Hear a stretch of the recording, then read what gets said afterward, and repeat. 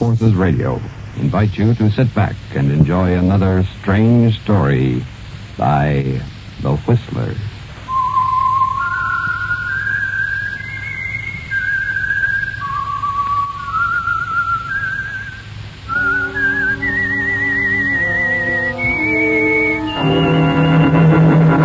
I am the Whistler, and I know many things, for I walk by night.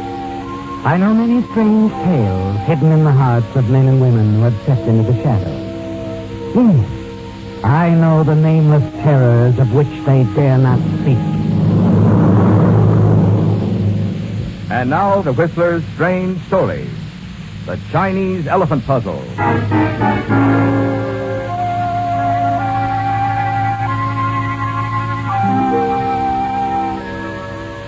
The night stretches black and humid over Singapore, and the murky heat teams up from the street through the sandals of the rickshaw boy as he pulls his fare through a narrow back street.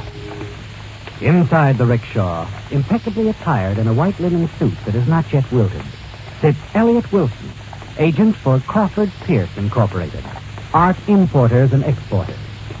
Finally, the boy jogs to a stop. Elliot Wilson steps out onto a dimly lit street corner, pays the rickshaw boy, and watches him trot off into the night. Once the boy is out of sight, Elliot turns, enters the door in the back of an ancient building. Inside the faintly lighted room, he moves unnoticed through the half-stupid crowd, through the tinkling glass curtain at the far end, and into a smaller room where Niels Hansen maintains his dingy headquarters. Hello, Hansen. Oh, hello, Elliot. I thought you were about due. Yes, I'm right on time. Did you ship the stuff out okay? Yes. The Chinese elephant puzzle is on its way to San Francisco. Passed inspection okay, huh? Perfectly. Why shouldn't it? Looks just like a small Chinese elephant. A puzzle with more than 100 interlocking pieces so finely fitted you can hardly see the cracks. You can't tell by looking at it that it's packed with diamonds. It didn't rattle or anything, huh? No, rattles, nothing. Everything went fine. Simple as mailing a letter. And I checked again to be sure. It'll arrive in San Francisco on Friday. Uh-huh. This guy in Frisco, Jim Craig. You sure you can trust him? I'm positive. The gift shop he works for is a big customer of mine. Craig unpacks everything I send back. Friday, among other things, you'll receive the elephant puzzle. You take the diamonds I get there. You put the handsome little elephant on the shelf for sale, along with the other things. A very simple operation. Simple for you. I did the dirty work. I got the ice. That was our deal, Hanson. If you weren't satisfied with your cut, you should have said so before. My bargaining position wasn't much good, remember? A guy with a record like mine can't make very good deals. What about the payoff? When do I get my cut? Your cut? Why, right now, Hanson. Hey, what's the idea? Here's your cut. Hansen crumples to the floor, dead from the quick, calculated movement of your knife, Elliot. That was his cut, death. You bend over him, make certain the payoff is final. And soon you're outside again, swallowed up in the pedestrian traffic of the Singapore night. You spend the next few days winding up your business affairs in preparation for your flight back to the States. And finally, the day of your departure arrives. Then you're airborne, the great plane streaking out across the South China Sea toward the Pacific, every hour bringing you hundreds of miles nearer to San Francisco. At last, on Monday, as you planned, you are there, setting down at Mills Field. And you're certain that Craig has received the elephant puzzle and its cargo of diamonds the Friday before. Less than an hour after you land, you're at the door of Jim Craig's apartment, and the anticipation within you mounts. But it isn't Craig who answers your ring. May I help you? Oh, I'm looking for Jim Craig. This is his apartment, isn't it? It was. I'm the house manager. What do you mean, it was? He moved? He's dead. Dead? But when? He was killed a week ago. A car hit him. A week ago, Elliot, Jim Craig was killed by a car a week ago. He wasn't alive last Friday to receive the elephant puzzle. He couldn't have unpacked it and taken the diamonds from it last Friday. You stand there stunned. And then you remember. The gift shop. That's it, Elliot. You've got to get to the gift shop where Craig worked. Find the puzzle and buy it. That's your only chance, Elliot.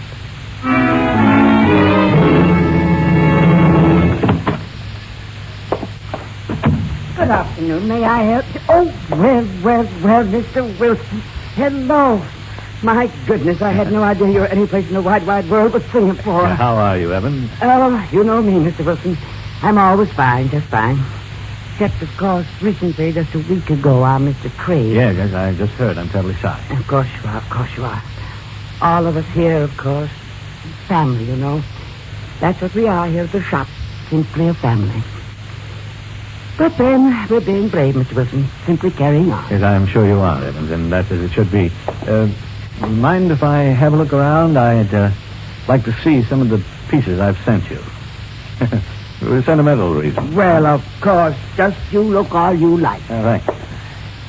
Oh, I recognize that silverware. Pure Malayan. Must have sent that about 3 weeks ago, didn't I? You did just that. And, it is a good seller. Mm-hmm. Oh, is that pottery in the next shelf? I wonder. Oh, then I suppose not. Looking for something in particular, are we, Mr. Wilson? Well, no, not really. That's a silly notion of mine. You may not remember it at all. Oh, now don't say that, Mr. Wilson. Why, I remember every single little item you sent. It's so distinctive, so simply distinctive. Now, just what are we looking for? Well, as a matter of fact, it probably arrived about last Friday, I imagine. An oriental puzzle, a small elephant. Oh, of course it arrived. And last Friday, too. You know, I tried to work it. I just couldn't get it apart. It's easy once you know how. I'd like to buy it back from you, Evans. I sort of took a fancy to it. Oh, I am sick, Mr. Wilson. Simply sick. What do you mean? Well, it's gone. I sold it. I never dreamed you'd want it. Never dreamed. Saturday morning, first thing Saturday morning, I sold it. You remember who you sold it to, by any chance? Why, yes. An elderly gentleman who was short and heavy. His name? Oh, I'm afraid I don't know.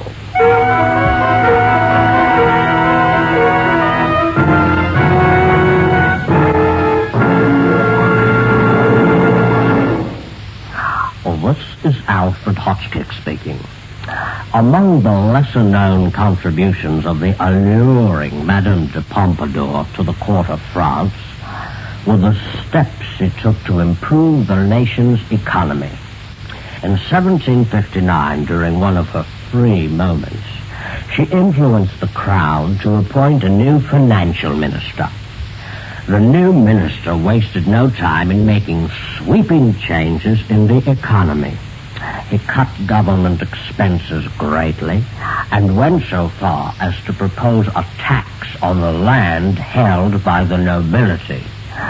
Need I say his actions were in no way popular with the ruling class. They ridiculed his money-saving policies. They even associated his name with a new form of art that was then the rage. An art form in which the figures were reduced to their simplest form, black outlines on white. To the nobles, this was another way in which Etienne de Silhouette was saving money.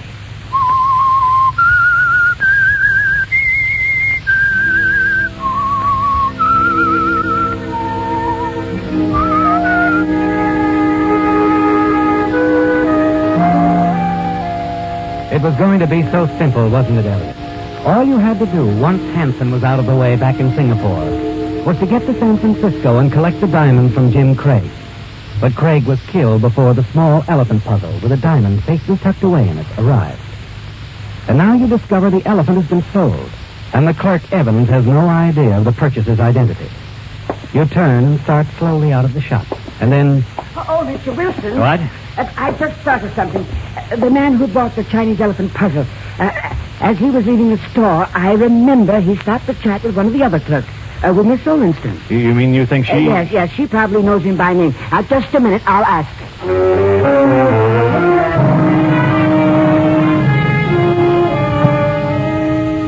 Early that afternoon, you're on the move again, Elliot, headed upstate toward a small community on the Sacramento River, and a man named Alton Galloway, the man who purchased the elephant puzzle. By evening, your train arrives in Riverview. You duck into a small hotel and casually inquire about Mr. Galloway. And half an hour later, you're sitting in the large study of the Galloway home where he keeps his art collection.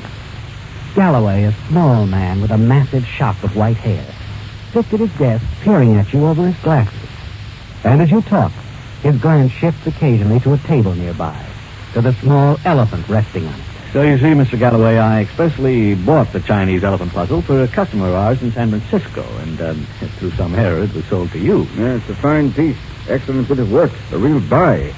And incidentally, a real puzzle. Yes, of course. I hope you won't be too disappointed. I won't be, Mr. Wilson. Oh, fine. I rather... See, I have no intention of returning the elephant puzzle. But Mr. Galloway... A deal is a deal. But surely, Mr. Galloway, with all the many fine pieces you already have... I didn't buy it for myself, Mr. Wilson. I'm planning it as a surprise for my nephew in New York. It's for his collection. He's a fiend on Chinese puzzles. You're sending it back east? Yes, in the morning. Oh, excuse me. Your eyes follow Galloway as he walks past you and disappears into the hall. You've failed, haven't you, Elliot? You could offer him money, a great deal of money, couldn't you? But that would only arouse his suspicions. You'll have to find another way. And then suddenly an idea hits you. Quickly, you step around Galloway's desk to the French windows opening onto the patio. Slip the latch, and then hurry back to your chair. When he returns, you get to your feet. Well, Mr. Galloway, I've already taken up too much of your time. That's quite all right. You won't change your mind, sir. I'm afraid not. Well, I tried anyway. No hard feelings? No hard feelings. As you said, Mr. Galloway, a deal's a deal. Good night.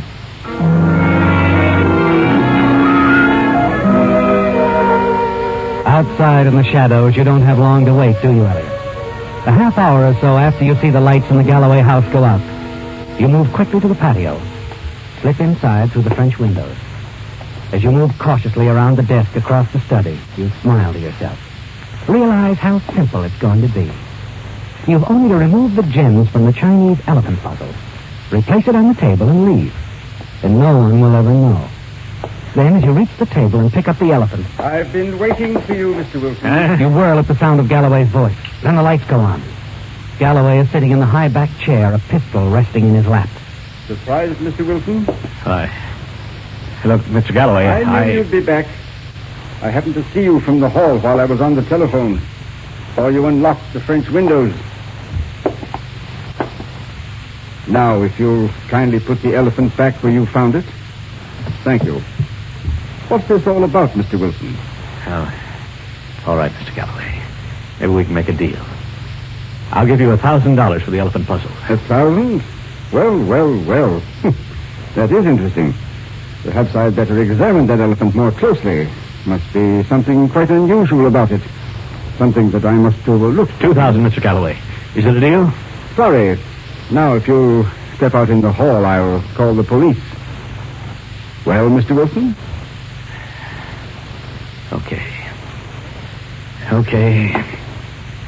You're making a big mistake, Mr. Galloway. Am I? I don't think so. Go ahead. After you. As Galloway steps aside to let you into the hall, you see your chance. His eyes leave you for a moment. In that split second, you lunge for the gun. The two of you fall back into the study. He's surprisingly strong and quick for his age, isn't he, Elliot? You're having trouble taking the gun away from him. Twice he jams the gun butt into your chest, and the pain is almost more than you can bear. But you hold on grimly. Finally, you manage to grab his wrist, twist it sharply, and then...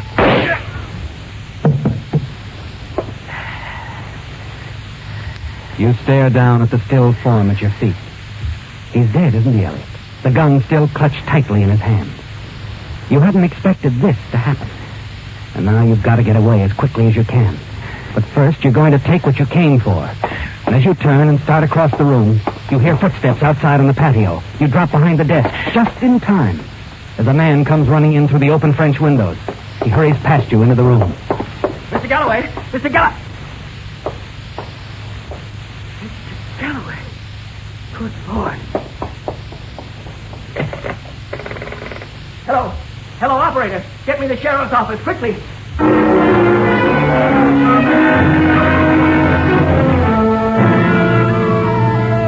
You've got to run for it now, Elliot. You glance across the room to the table. The elephant. You decide that you can't risk going for it. The man phoning the police in the hall would certainly see you. So you slip quietly out through the French windows, across the patio, and run into the cover of night.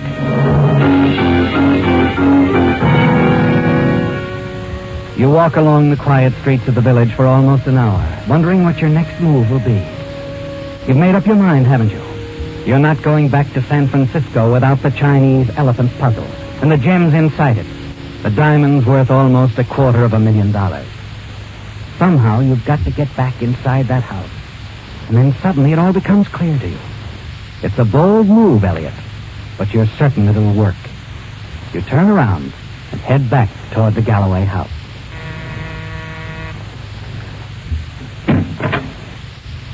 Yeah? Mr. Galloway, is he in? Well, I'm Elliot Wilson of Crawford Pierce Art Dealers in San Francisco. He'll know. Crawford Pierce, huh? Oh, yeah. I've heard of him. Come on in. I noticed the police car outside. Something wrong? Mr. Galloway is dead. I'm Sheriff Coster. He's dead? That's impossible. I talked to him on the phone, only... It happened suddenly. I just can't believe it. Accident? Murder. Mr. Galloway murdered? Good heavens. You had an appointment with Mr. Galloway? Yes, as I did have an appointment with him. You see, we got some new pieces in from the Orient, and I thought he might be interested. Sheriff. Oh, all through in there, Perry? Yeah, it's all yours, Sheriff. You're getting back to the office. Okay. Would you mind sticking around, Mr. Wilson? I might want to ask you a few questions. Oh, yes, I'll be glad to. Good.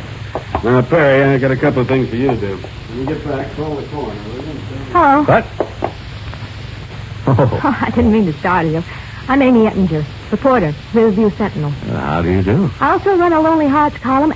Oh, and if you ever want any recipes, write to Aunt Clara. That's me. You're Elliot Wilson, art dealer. What? Oh, yes, that's right. I overheard you telling the boyfriend.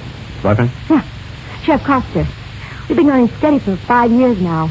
He doesn't approve of my working for a newspaper. Oh, I see. Come on, I'll show you some of Mr. Galloway's stuff. Well, the sheriff asked me to stay here. Oh, he won't mind. Like I said, he's the boyfriend. Mr. Galloway's things are worth a lot of money, I suppose, but this Oriental art leaves me cold. But I ought to take some pictures of all this stuff. Oh, you're a photographer, too? A small-town reporter has to be ready for any emergency. That's my equipment out there in the hall. Oh? Well, his collection might make a nice story. Why not take a few shots? Well, if you think so. Well, sure. Worth a try, anyway. You stay right there, Mr. Wilson. Be right back.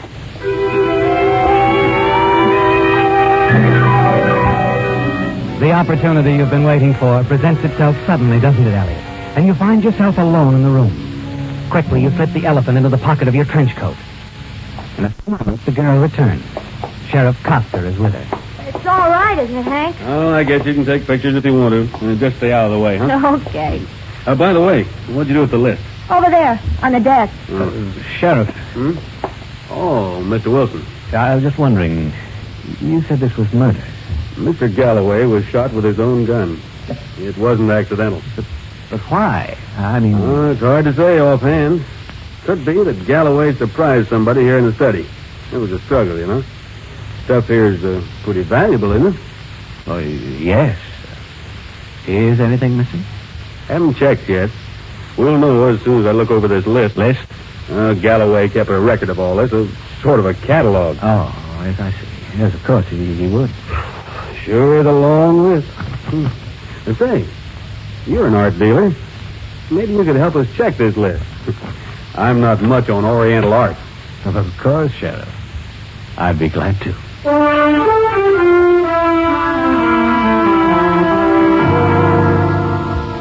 You spend the next hour checking over the items of the Galloway collection with Sheriff Coster. And you're relieved to learn that the Chinese elephant puzzle isn't listed. It won't be missed at all. Everything else on the list is there. The sheriff thanks you for your assistance and he tells you that you're free to go.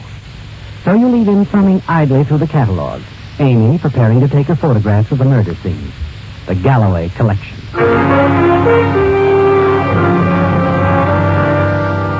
On the way back to your hotel, you stop on a deserted side road and remove the diamonds from the puzzle. Smile as you gaze at them in the palm of your hand. Then you slip the gems into your pocket, finish breaking down the puzzle, and throw the pieces one at a time into the river. A quarter of an hour later, you walk into your hotel. Evening, Mr. Wilson. Oh, good evening. Could you tell me when I can catch the next train back to San Francisco? Let me see now. I don't believe there's one coming through till morning. Oh, not till then? Just a second. That's right. 8:35 in the morning. Oh, that's all right. Thank you. Leaving us so soon, Mr. Wilson? Oh, yes, I'm afraid I have to get back. Well, maybe next time you'll spend a little more time with us, huh? I wouldn't be surprised. Hope you enjoyed your visit. Yes, very much. I found my stay in Riverview pleasant. Very pleasant.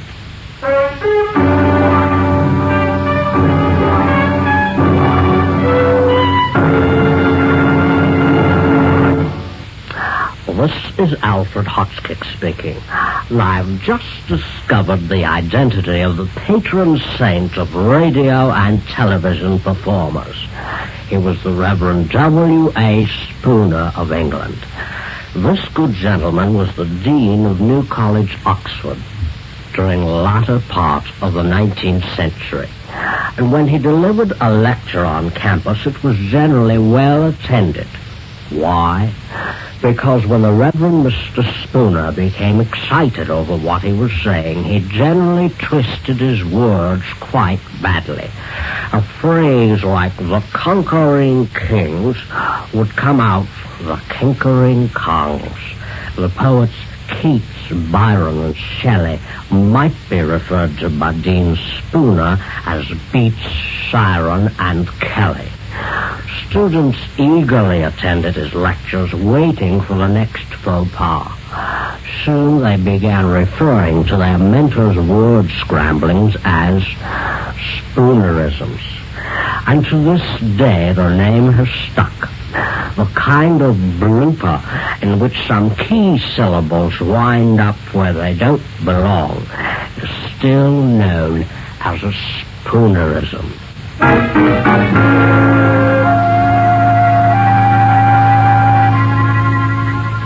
The chase has ended, hasn't it, Elliot? The diamonds are once more in your possession. $250,000 worth. And now you won't have to share it with anyone. The following morning, you board the train with the diamonds safely tucked away in your luggage. And finally, when you arrive in San Francisco, you hurry to your apartment. You're not going to waste any time cashing in on the diamonds, are you? You put in a phone call to one of your contacts that you're certain will make a good deal for you. And then spend the rest of the day in your apartment. Early that evening, you're sitting at your desk examining the diamonds when the doorbell rings. You slip the diamonds into the desk drawer and close it.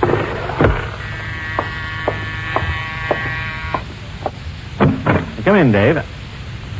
Why, Sheriff Coster. Evening, Mr. Wilson. Can we come in? Oh, yes, of course. This is Lieutenant Newman, San Francisco Police. We're working on the Galloway case together. Oh, is that so? How do you do, Lieutenant? Hello, Mr. Wilson. You knew a man named Hanson back in Singapore, didn't you? Yes, I believe I met him once or twice. The Singapore police were after him in connection with some stolen diamonds. They caught up with him last week. But they were a little late. He was dead. Oh, it's too bad. We've been told by Singapore that Hanson had arranged to have those diamonds smuggled into this country. When his body was found, the diamonds were missing. And Hanson had no money on him as his share of the payoff. Lieutenant Newman here thinks it all ties in somehow with the Galloway murder, Mr. Wilson. But how could that be, Sheriff? Mr. Galloway bought a Chinese puzzle in the form of an elephant. Our investigation shows that you had it shipped over from Singapore. Yes, well, I buy and ship so many things. Sure, I know. Well, anyway, that elephant puzzle is missing from Galloway's collection. Missing? But, Sheriff, you and I checked the catalog. It wasn't listed, I know. I guess Mr. Galloway hadn't gotten around to it yet. Well, then how do you know there was an elephant? These photographs Amy Ettinger took after you left. She happened to show them to me. I noticed something. I compared them with the photographs my deputy had taken earlier. What? Well, matter of fact, he was leaving the house as you came in. Anyway, in his photograph, the elephant puzzle was there on a small table not far from the body. In Amy's picture, it wasn't. I see. There were only 3 persons in that room. Now, look, Sheriff. I didn't take that elephant. Neither did Amy. That leaves you, Mr. Wilson. Well, gentlemen, I can assure you that elephant isn't here. You welcomed it. The elephant is only part of it, Mr. Wilson. What we're most interested in is the diamonds. We have a full description of them. And the Singapore police are certain that when we find the man with the diamonds, we've got the man who murdered Hanson. What makes you think that We don't think anything yet, Mr. Wilson. But I'm afraid we'll have to search your apartment. I guess we might as well start right here, in your desk drawer.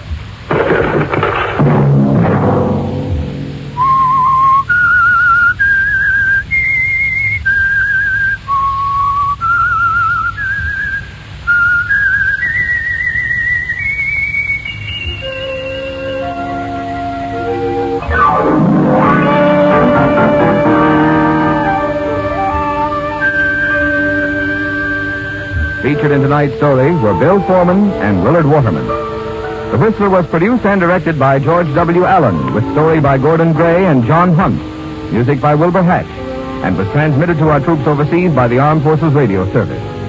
The Whistler is entirely fictional, and all characters portrayed on the Whistler are also fictional.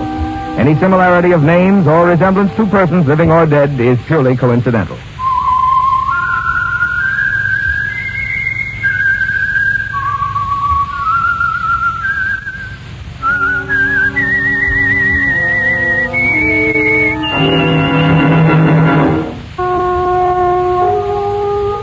Tune in again next week at the same time for The Whistler. The Whistler has come to you through the worldwide facilities of the United States Armed Forces Radio and Television Service.